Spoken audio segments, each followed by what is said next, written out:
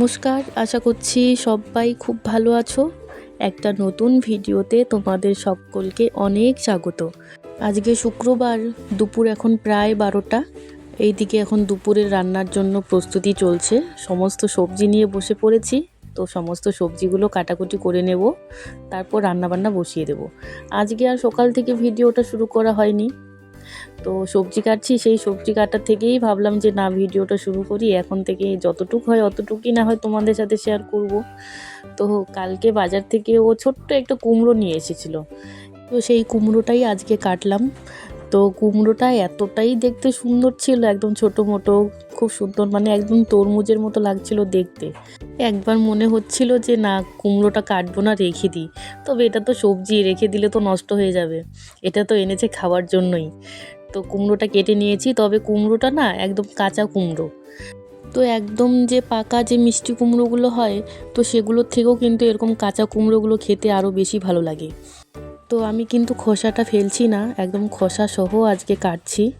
আর কাঁচা কুমড়ো এইভাবে রান্না করতে হয়, মানে খোসা সহ আর কি। তো এইভাবে রান্না করলেই কিন্তু বেশি ভালো হয়। আমার বর আবার কুমড়ো খেতে একদমই পছন্দ করে না।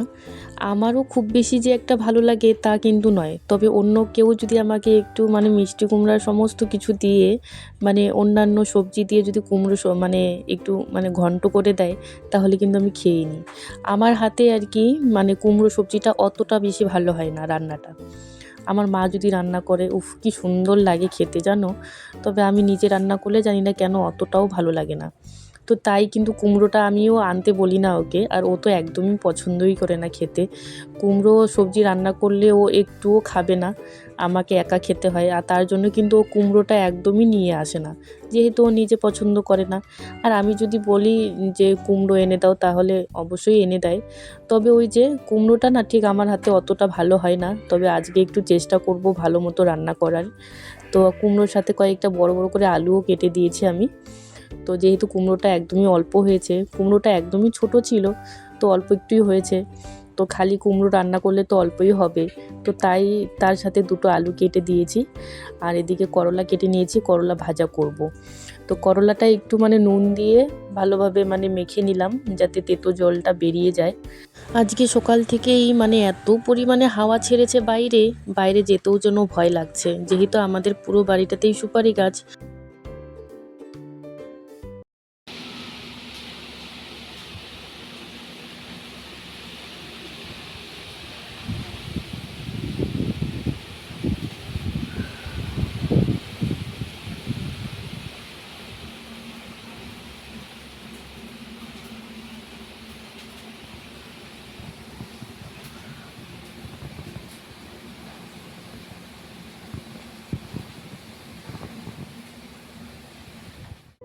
আজকে সকাল থেকেই মানে এমন হাওয়া ছেড়েছে যে বাইরে কোনো কাজই করতে পারছি না। যেহেতু আমাদের বাড়ির চারপাশে মানে অনেক সুপারি গাছ রয়েছে, বলা তো যায় না যে কখন কোন পাশে ভেঙে পড়বে তার কোনো ঠিক নেই। এই তো কয়েকদিন আগের কথা, মানে মোটামুটি 4-5 দিন আগে রাত্রিবেলা ঝড় হয়েছিল। তো সেই ঝড়ে কিন্তু আমাদের মানে দুটো গাছ ভেঙেছে, সুপারি গাছ। শুধু আমাদের যে সুপারি গাছ ভেঙেছে তা কিন্তু নয়, সেদিনের ঝড়ে অনেকেরই ক্ষতি হয়েছে। প্রত্যেকটা বাড়িতেই মানে 3টা 4টা করে সুপারি গাছ মানে ভেঙেছে আর কি। তো আজকেও সকাল থেকে প্রচণ্ড পরিমাণে, এটা মনে হয় শুকনো ঝড় বলতে পারো। মানে বৃষ্টি তো নেই, হালকা হালকা রৌদ্র দিয়েছে, তবে সকাল থেকে প্রচণ্ড পরিমাণে ঝড় হচ্ছে। মানে শুকনো ঝড় বলতে পারো আর কি এটাকে, যেহেতু বৃষ্টি নেই। আর এই হাওয়ার জন্য মানে বাইরে গিয়ে যে কোনো একটা কাজ করব সেটা আর হচ্ছে না। আমি স্নানের সময় এত ভয় পেয়েছি, মানে আমি যখন স্নান করছিলাম এত পরিমাণে হাওয়া ছেড়েছে যে আমি কোনো মতো স্নান করে ঘরে চলে এসেছি জানো। মাথাতে যে একটু জল দেবো সেটাও আমি মানে সাহস পাইনি, মানে কলপারে আমি থাকতে পারছিলাম না হাওয়ার জন্য।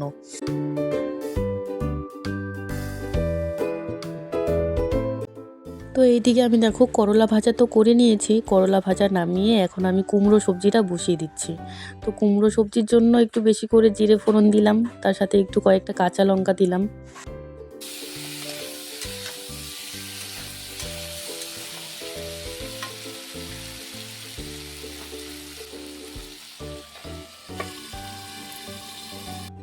তো এই যে দেখো, কুমড়ো সবজি তো একটুখানি রসুন না দিলে ঠিক ভালো লাগবে না। পেঁয়াজ তো আমি দিইনি, প্রথমে তো গোটা জিরে আর কাঁচা লঙ্কা দিয়েই মানে ফোড়নটা করলাম। তো এখন একটু রসুন দিলাম, তো রসুন দিয়ে একটু মানে ভাজা ভাজা করে নেব ভালোভাবে।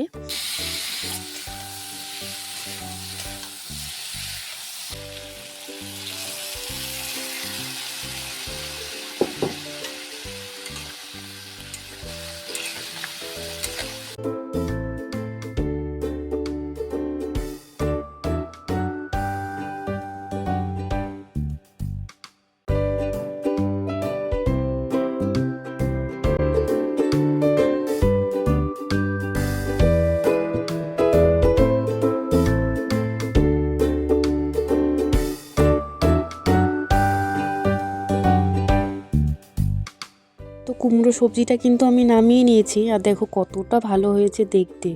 আশা করি খেতেও ভালোই লাগবে। যেহেতু আমার হাতে কুমড়ো সবজিটা অতটা বেশি ভালো হয় না, মানে আমি অত ভালোভাবে রান্না করতে পারি না, তবে আজকে একটু চেষ্টা করেছি ভালোভাবে রান্না করার। তো আশা করছি ভালোই লাগবে খেতে। এখন দুপুর 1টা বাজে। তো আমি তো দুপুরে খাবার খেতে বসে গেছি।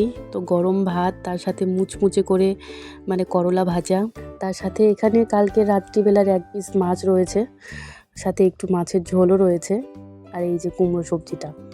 তো চলো খাওয়া দাওয়া শুরু করে দিই। প্রথমে তো আমি করলা ভাজা দিয়েই খাবো। করলা ভাজাটা না আজকে একদমই কম তেল দিয়ে ভেজেছি, যাতে মুচমুচে হয়।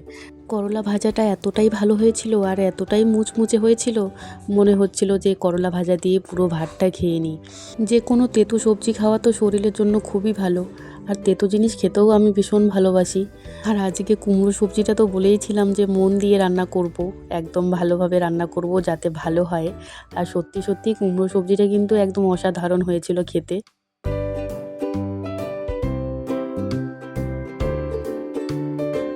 এখন বিকেল 4টা বাজে। তো দুপুরবেলার খাওয়া দাওয়ার পর আমি কিন্তু সেলাই কাজে বসেছিলাম, আর এই এতগুলো নাইটি ফিটিং করলাম এখন। তো এগুলো মানে দুপুরবেলাই দিয়ে গেছিলো, তো এখন এসে নিয়েও যাবে। তো তাই দুপুরবেলার খাওয়া দাওয়ার পর মানে একটু মানে বিশ্রাম নিতে পারিনি। তো খাওয়া দাওয়ার পর বাসনপত্র মেজেই আমি মানে সেলাই কাজে বসে গেছিলাম। তো এই সব কটা নাইটি ফিটিং করা হয়ে গেল, এখনই এসে নিয়ে যাবে। আর এই দুটো হচ্ছে থান কাপড়, তো এগুলো দিয়ে কুর্তি বানাতে দিয়ে গেছে আজকে।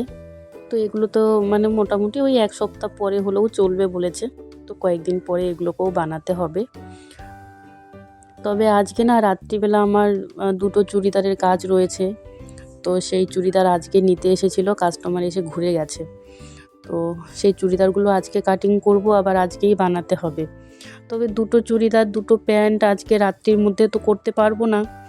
তো তাই ভাবছি যে আজকে একটা চুড়িদার আর একটা প্যান্ট, মানে একটা চুড়িদারের সেট আজকে করে রাখবো, আর বাকি একটা না হয় কালকে করব। আর এদিকে আমার দেখো ঘরের অবস্থা, ম্যাশিংটাও ঠিক করে রাখবো, এখন ঘরটাও একটু পরিষ্কার করব সন্ধ্যের আগে আগে। পুরো দুপুরটাই আজকে আমার সেলাই কাজ করতে করতেই চলে গেল। শুধু তো আজকে নয়, এটা আমার প্রত্যেক দিনেরই কাহিনী, তবে প্রত্যেক দিন হয়তো তোমাদেরকে বলা হয় না। আর এই হচ্ছে আজকে আমার সারাদিনের ইনকাম। তো আজকে মোটামুটি ওই প্রায় 800 টাকার মতো রোজগার হয়েছে। তবে নিজের উপার্জনের টাকা অল্প হলেও এটাতে কিন্তু অনেকটা শান্তি রয়েছে।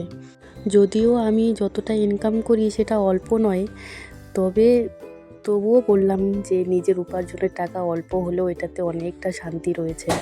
তার কারণ নিজের টাকা খরচ করতে গেলে কারো কাছ থেকে পারমিশন নিতে হয় না। তো যাই হোক, আজকে আমি প্রায় 800 টাকা ইনকাম করেছি। তবে এটা কিন্তু প্রত্যেক দিনই যে 800 টাকাই হবে সেটা কিন্তু নয়। কোনো দিন হয়তো আমার 2000 টাকা ইনকাম হয় সারাদিনে, আবার কোনো দিন হয়তো 3000, আবার কোনো দিন হয়তো দেখা গেলো যে সারাদিনে আমি 100 টাকা ইনকাম করলাম। তো সেলাই কাজটা এমন একটা কাজ যে এই কাজে যে প্রত্যেক দিনই একই রকম ইনকাম হবে সেটা কিন্তু নয়। তবে যতই ইনকাম হোক, দিনে যদি আমার 100 টাকাও ইনকাম হয়, তবুও কিন্তু কাজটা করতে হবে আমাকে ভালোবেসে। তো কাজটা আমি ভীষণ ভালোবেসেই করি, আর এই কাজটা আমার খুব পছন্দের একটা কাজ। আর জীবনে যতদিন বাঁচবো, মানে যতদিন আমার হাত পা চলবে, ততদিন আমি এই কাজটা করতে চাই। তো যাই হোক, দেখো আমি কিন্তু একটা চুড়িদার কাটিং করে নিয়েছি। তো তখন তো বললাম যে তোমাদেরকে যে দুটো চুড়িদারের কাজ রয়েছে আজকে, দুটো চুড়িদার সাথে দুটো প্যান্ট, তবে আরেকটা মানে কুর্তির কাজও রয়েছে। তবে সেই কুর্তিটা আমি অনেক দিন আগেই কাটিং করে রেখেছি, তবে আজকে আর সেই কুর্তির কাজটা করা হবে না, যেহেতু সেটা কাটিং করাই রয়েছে, সেটা দুদিন পরে করলেও চলবে। তবে এই যে এখন যেই কাজটা করছি, এই কাজটা মানে দুটো চুড়িদার মানে করতে হবে, রবিবারে এসে নিয়ে যাবে। তো সেই কারণে এই চুড়িদারগুলোই আগে করছি। তো চলো ভিডিওটাও তাহলে আজকে এখানেই শেষ করছি। সবাই ভালো থাকবে, সাবধানে থাকবে আর সুস্থ থাকবে। আর ভিডিওটা ভালো লাগলে অবশ্যই একটা লাইক করো, কমেন্ট করো আর সাবস্ক্রাইব করতে একদমই ভুলো না। তো চলো আবার ফিরে আসবো নতুন একটা ভিডিওর সঙ্গে।